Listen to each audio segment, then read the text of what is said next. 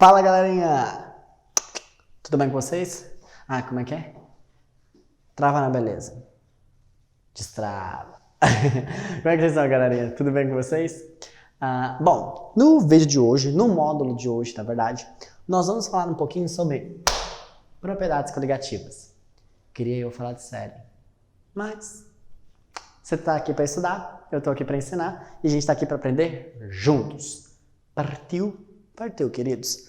Enfim, bom, vamos começar bem de leves. Esse módulo, dentro do curso Foco na Geral, Foco na Geral não, né? Foco na Geral é outro. Eu vou fazendo propaganda do curso Foco na Geral. É o curso Foco na Físico-Química. Propriedades coligativas. Bom, para a gente começar esse módulo, né, a gente tem que definir o que são propriedades coligativas. Basicamente, pessoal, são 4 propriedades: tonoscopia, ebullioscopia, crioscopia e osmoscopia. Não, osmoscopia. Isso, certo.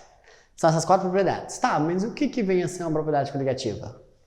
Chega mais. Propriedades coligativas são aquelas propriedades que são alteradas mediante a adição de um soluto não volátil. O que é um soluto não volátil, João Vitor? Eu não entendi. É um soluto que não evapora, tá? Com facilidade. Então precisa de uma alta temperatura para poder evaporar.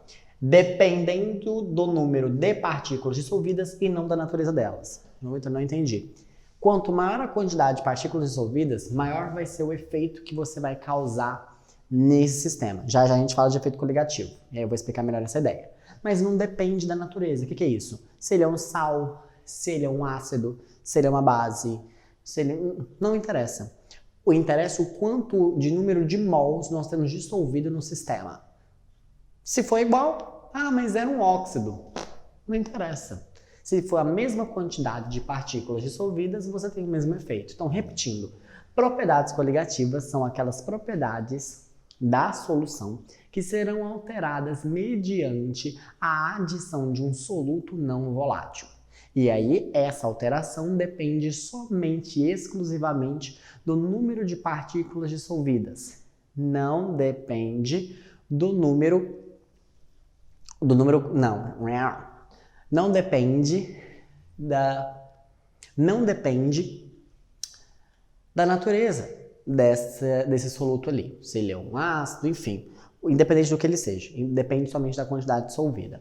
E aí, pensando nessa ideia, a gente entra dentro de uma parte que é chamada de efeito coligativo, que está justamente ligado com essa ideia. Por exemplo, eu tenho uma solvente água e eu adiciono 1 mol de glicose, que é C6H12O6. E eu vou lá e adiciono 1 mol de sacarose, que é C12H22O11. E aí eu vou lá e adiciono 1 mol de NaCl. E eu observo que esse cara e esse cara tem um efeito coligativo. O que é efeito coligativo? As alterações das propriedades que a gente vai estudar praticamente foram as mesmas, na mesma concentração. Você fala, lógico, João Vitor, porque você acabou de falar que depende do número de partículas dissolvidas. Perfeito. Do número. Mas, se eu olhar para o NaCl, dançando. Uai, João Vitor, por quê?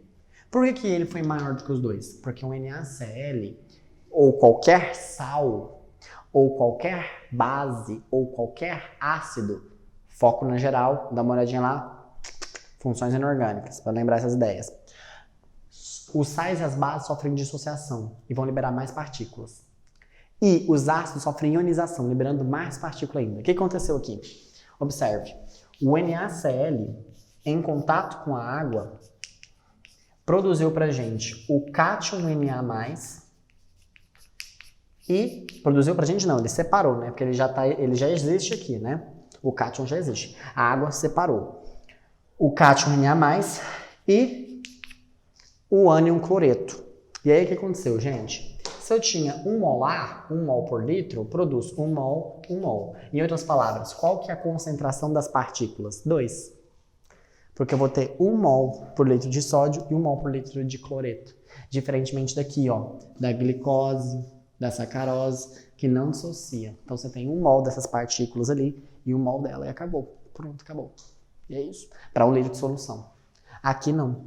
Aqui dissocia. Ixi, Vitor, como é que eu vou saber disso? Dá uma olhadinha lá no curso de funções inorgânicas. Sais, ácidos e bases, jogou em água, piu! Vai produzir partícula ali pra gente. Vai ter, no caso do ácido, ioniza, e no caso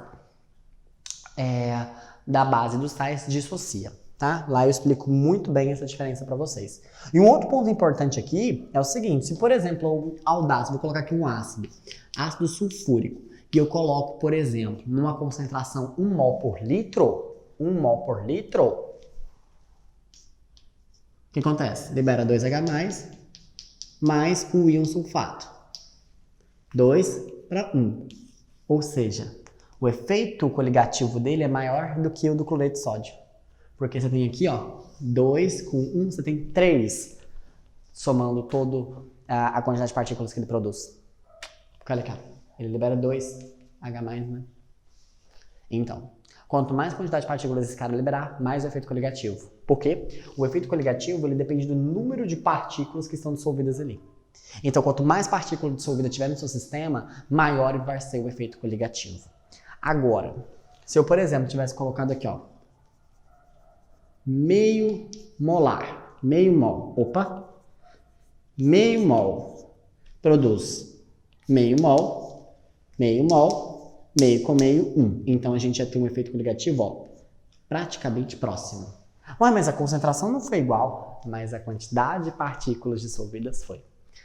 Então, cuidado com esses pegazinhos que podem aparecer no vestibular. Então, uma vez entendido que as propriedades coligativas são aquelas propriedades que são alteradas mediante a adição de um soluto que não evapora com facilidade, ou seja, de um soluto não volátil, e que essas propriedades dependem exclusivamente do número de partículas e não da natureza delas, você está preparado para ver as 4 propriedades coligativas. E aí, vamos lá? Antes disso, repara na minha blusinha. Bonito, né? Stranger Things.